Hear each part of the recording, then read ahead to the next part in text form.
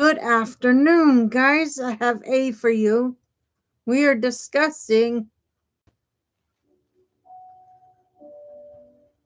35 truths from the front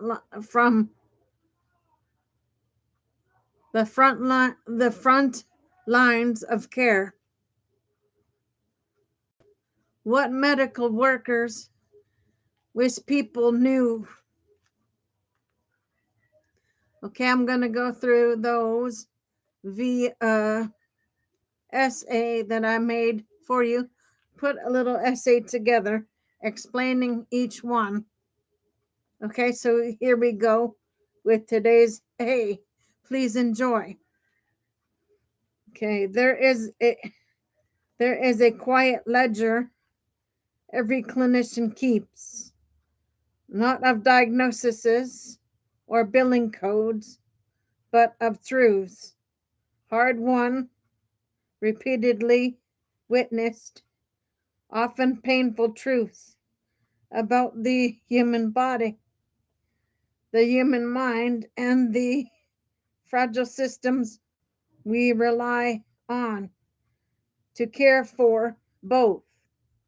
These truths accumulate over years of night shifts, of emergency calls, quiet hospice rooms, and crowded waiting areas. They are not secrets. Exactly, they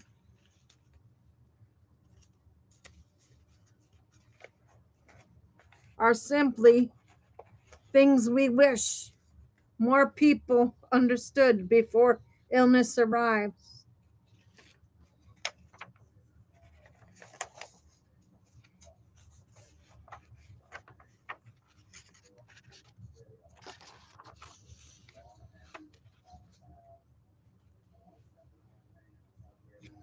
Before fear takes over, before the system's cracks widen into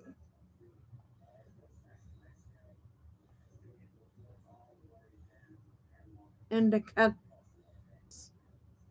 This is this essay gathers 35 of those truths.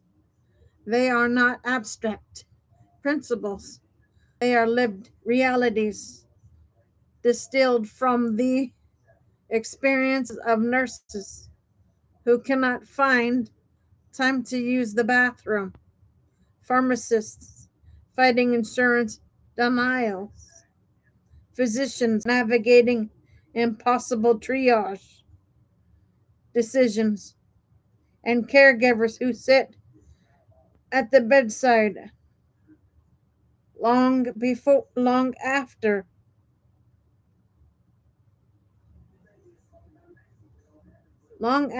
hope has shifted into acceptance.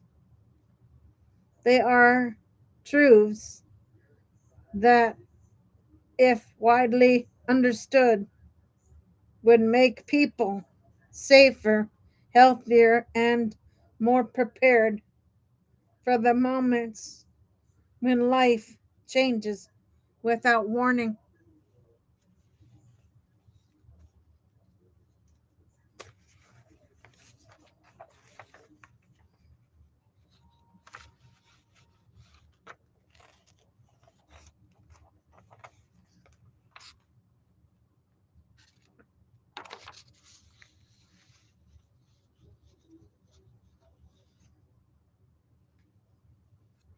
The body speaks long before it breaks.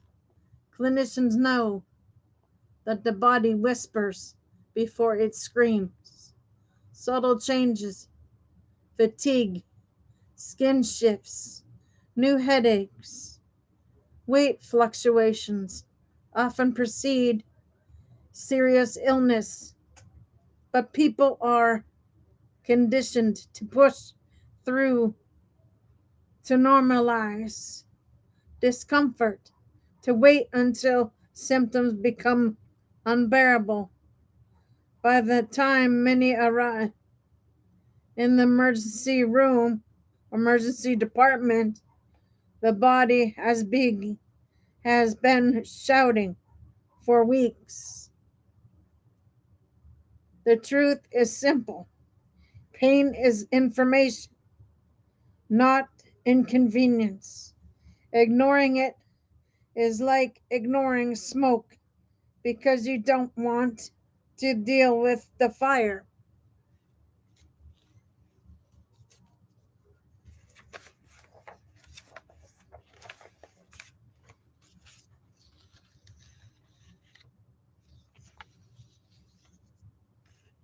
Sleep is medicine, not a luxury. Sleep is one of the most powerful protectors against cognitive decline, cardiovascular disease, and metabolic dysfunction. Yet it is treated as optional, a negotiable part of adulthood. Medical workers see the consequences daily: delirium, burnout, worsening chronic disease, impaired judgments. If people understood how profoundly sleep shapes health, they would guard it the way they guard their bank accounts. The brain and body are not separate counties. Mental health is not a side quest. Anxiety worsens pain, depression worsens.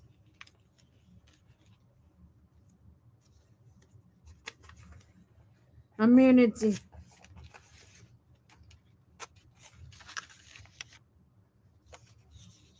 Trauma rewires psychology.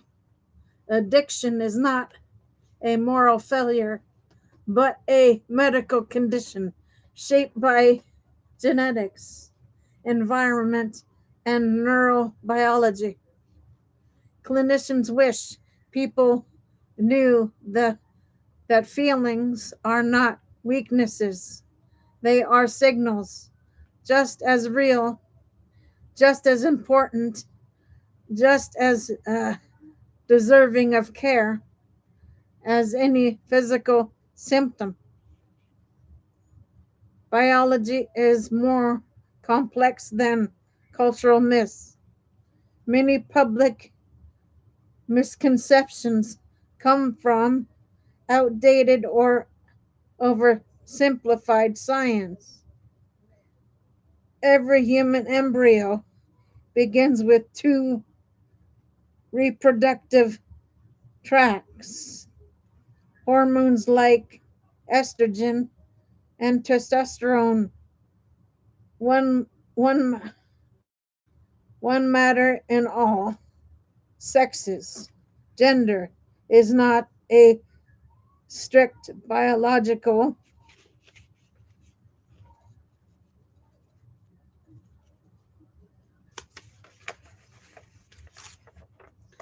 binary,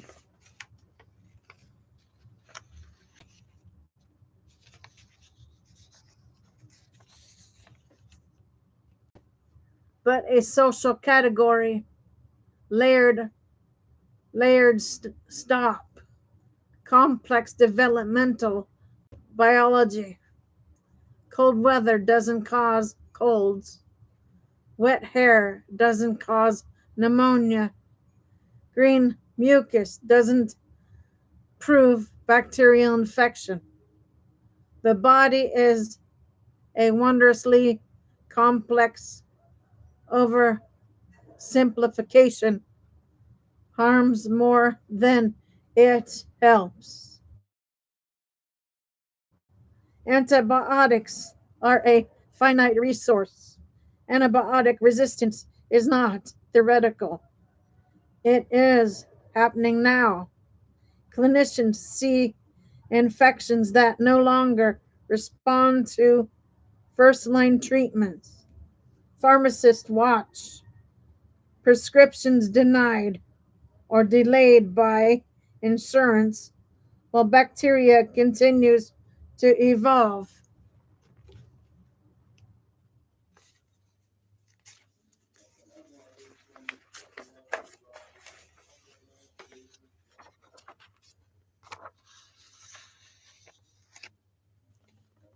The truth, every unnecessary antibiotic shortens the future. We are closer than people realize to a world where common infections become deadly again. Emergency rooms are not. First come, first serve. People often believe the ER works like a deli counter. Take a number, wait your turn. But triage is about severity, not sequence. A patient with chest pain will be seen before someone with a sprained ankle. Even if they arrived later, a child with respiratory distress will leap ahead of someone with a fever. Clinicians wish people understood that triage is not unfair, it's life saving.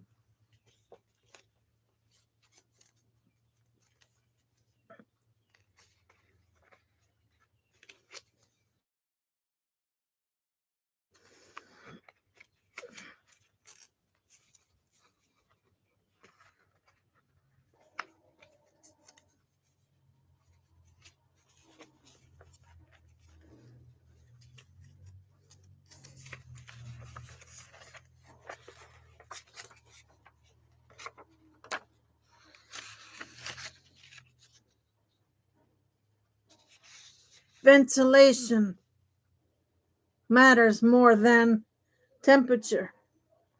Illness spreads because of shared air, not cold air.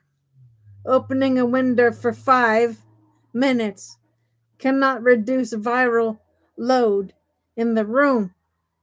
Yet people cling to the myth that drafts cause disease. If the public understood airborne transmission better, we would see fewer winter surges, fewer school outbreaks, fewer preventable tragedies. Nurses carry the weight of the system. Nurses are the backbone of healthcare. They manage medications, monitor vital signs, catch early deterioration, comfort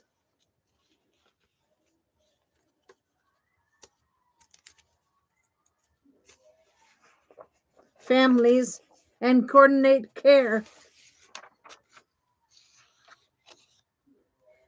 They often do this without adequate staffing, without breaks, without recognition. One, one truth nurses wish people knew: a simple thank you matters more than you think. Pharmacists are fighting battles you never see. Pharmacists do not profit from your prescriptions. They spend hours navigating insurance denials, prior authorizations, and supply shortages. They often they are often the last line of defense against medication errors.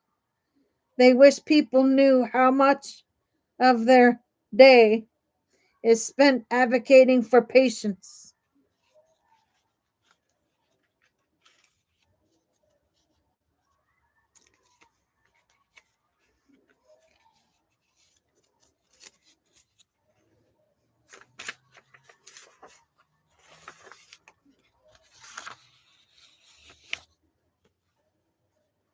Against systems designed for cost containment, not care.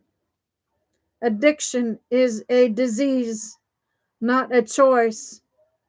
Clinicians who work in addiction medicine see the same patterns: trauma, untreated medicine, untreated mental illness, genetic vulnerabilities, social isolation, uh,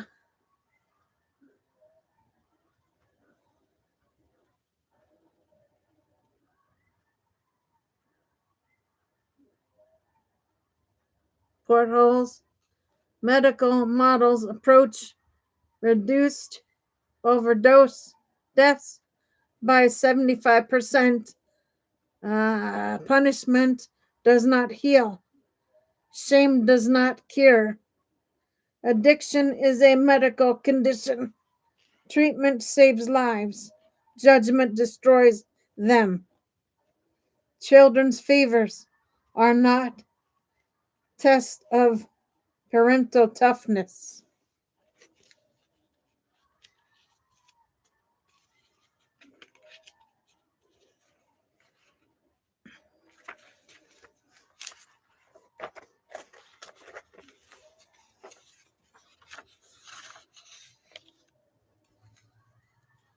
Waiting to treat a child's fever so the doctor can see it is dangerous.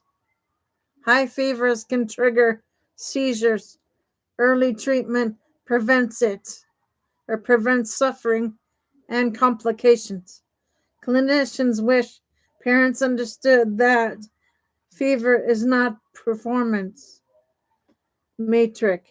It is a psychological stressor. The healthcare system is not designed for ease.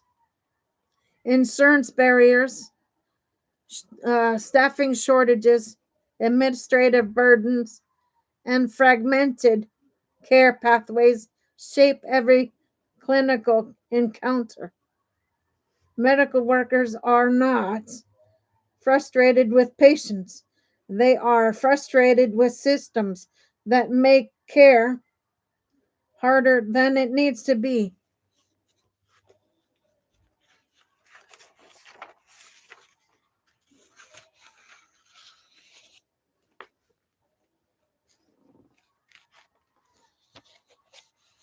Give me 1 second.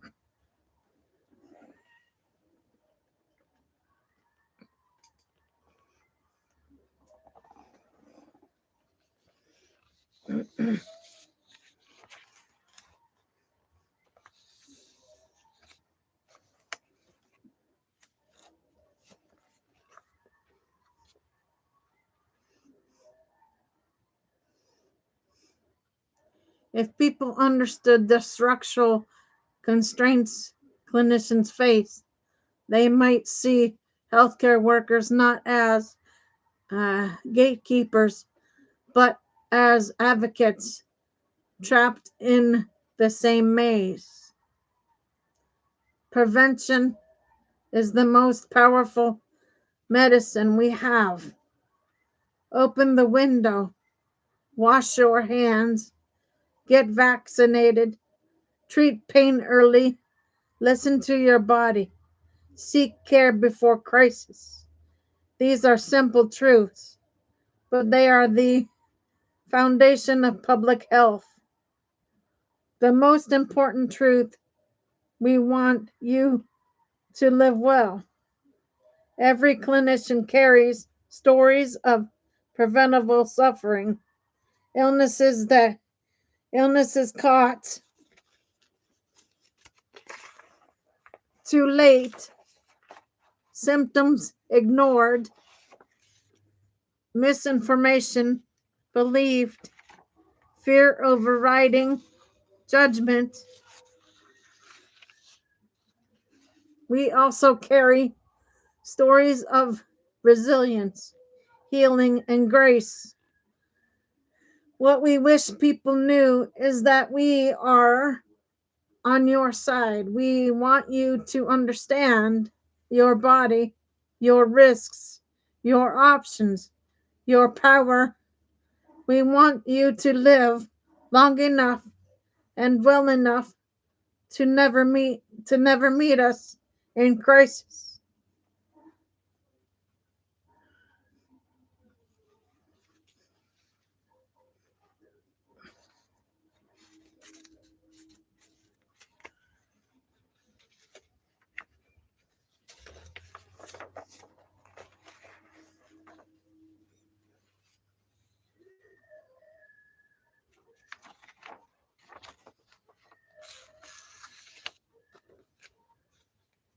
The quiet work of knowing how communities build health literacy together. Health literacy is often described as the ability to understand health information, but anyone who has practiced medicine in real community knows this definition is far too small. Health literacy is not a pamphlet. It is not a website. It is not a reading level.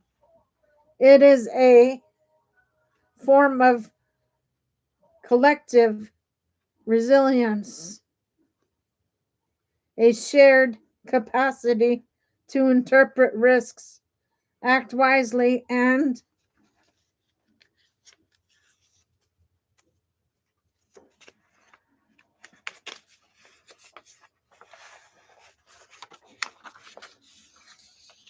care for one another in ways that keep families intact and communities strong.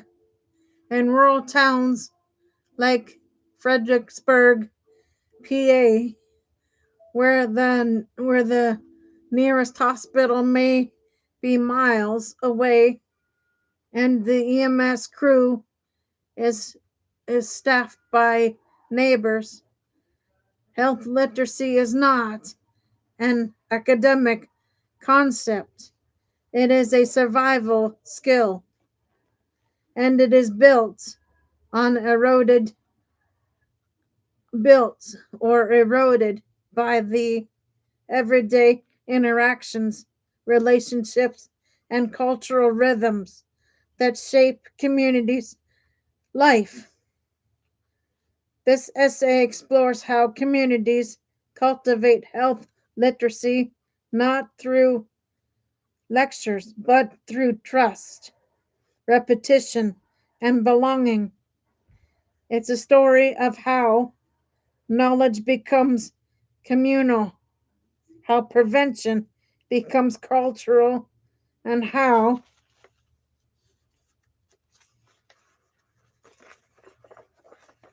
health becomes shared. Health becomes a shared responsibility rather than an individual burden. Health literacy begins with trust, not information. Every clinician knows the truth. People do not learn from institutions they do not trust. They learn from people they know. In rural Pennsylvania, trust lives in the spaces where people gather: the church, basement, the volunteer fire department or fire hall,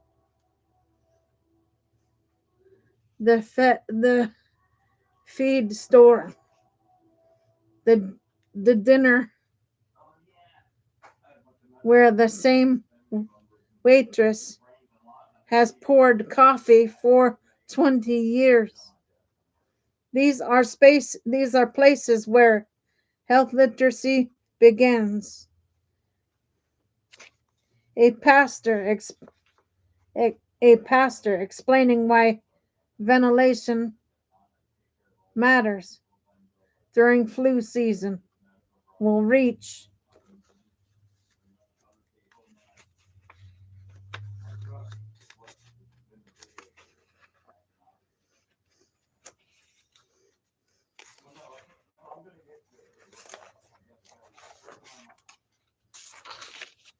People who would never read a CDC bulletin, a barber reminding a customer to check his blood pressure, will be heard more clearly than a billboard.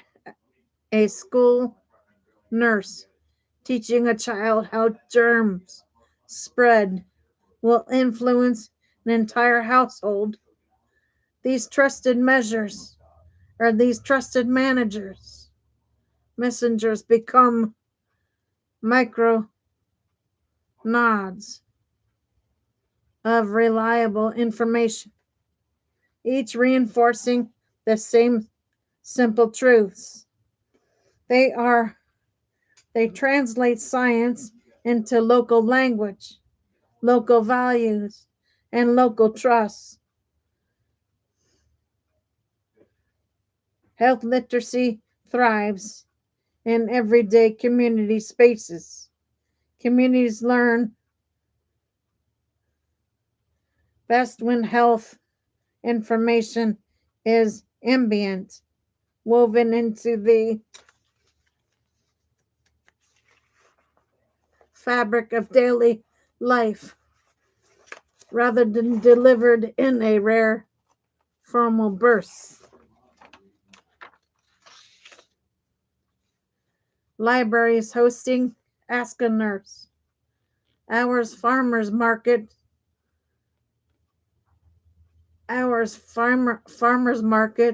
offering blood pressure checks. Food pantries distributing meth versus facts cards. County fairs with mobile clinics. Tucked between the livestock barns and the lemonade stands. These spaces normalize health conversations. They make asking questions feel ordinary rather than shameful. They turn health literacy into a community habit. Practical biology is more powerful than abstract science.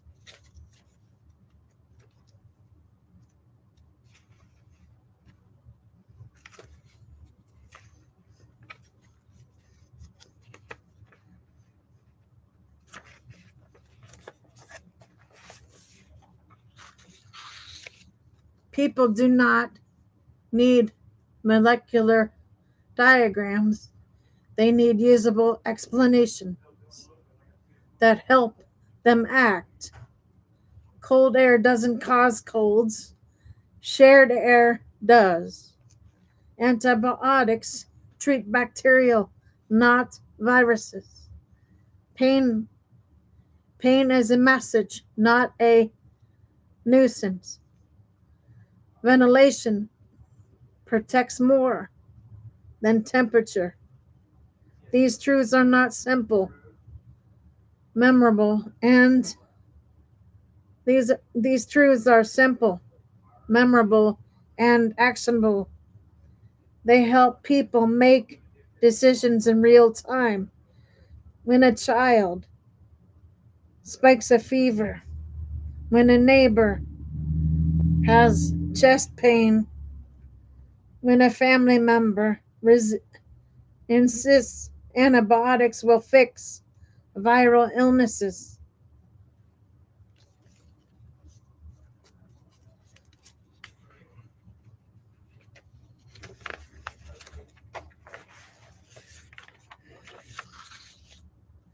Local information ecosystems shape what people believe. National messaging often misses rural realities. Communities need localized, consistent, repeated information. Township Facebook pages, sharing outbreaks alerts, local radio segments featuring EMS workers, short videos filmed in family places, churches, church steps, firehouse bays, school gyms, text messaging, text message advisories to boil water, notices or heat safety tips. These channels create ambient health literacy, not episodic messaging. They make accurate information feel like parts of the community's daily rhythm.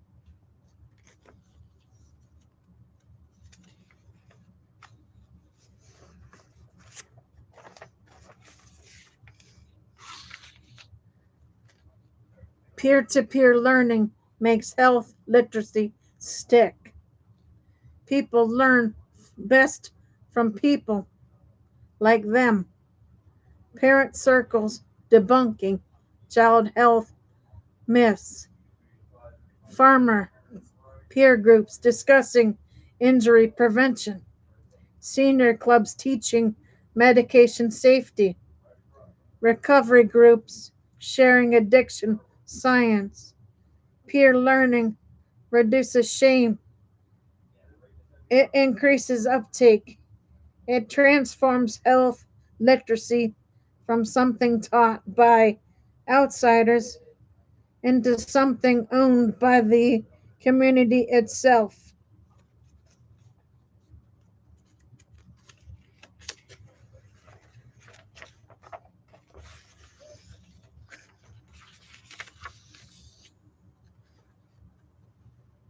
Culture determines whether information is believed.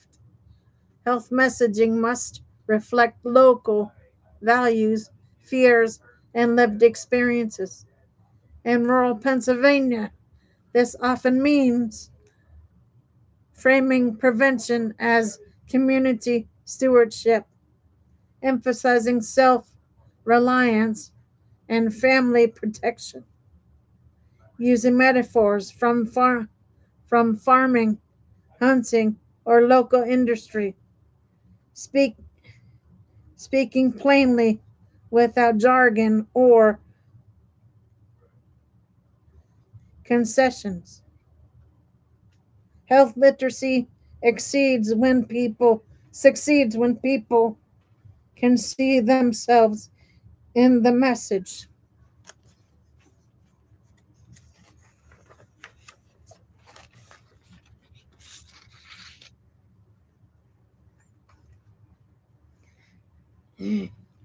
EMS and fire departments are unmatched literacy leaders. In many rural communities, EMS is the most trusted medical presence. They are the ones who show up at the worst moments. They are the ones people know by name. EMS can teach CPR, explain stroke and heart attack signs, clarify when to call 911, provide home safety assessments, debunk common myths.